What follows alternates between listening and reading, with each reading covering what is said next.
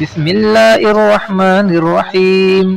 اللہ کا معجزہ دیکھے تو یہاں پہ یہ ایک شاپ ہے، تائی بیبی شاپ، اور یہاں پہ ایک صورت بھی لکھی گئی ہے ان اعطیناک کل کوثر فصلی لربک وانحر ان شانئک هو الابتر۔ یہ بالکل محفوظ ہے اور اس کو بالکل کوئی نقصان نہیں پہنچا، بلکہ حالانکہ یہاں پہ 3 دنوں سے آگ ابھی بھی اندر جو ہیں شعلے بھڑک رہے ہیں، مگر یہ دکان بالکل محفوظ ہے۔ اللہ کی شان دیکھیں اور اللہ کے معجزات دیکھیں تو یہ صورتحال ہے، اور یہ دیکھ سکتے ہیں کہ بالکل محفوظ ہے۔ اس کا شٹر بھی محفوظ ہے، اس کا جو بورڈ ہے وہ بھی بالکل محفوظ ہے، اوپر جو بلب وغیرہ بھی لگے ہیں وہ بھی محفوظ ہے۔ تو یہ ہے اللہ کی شان۔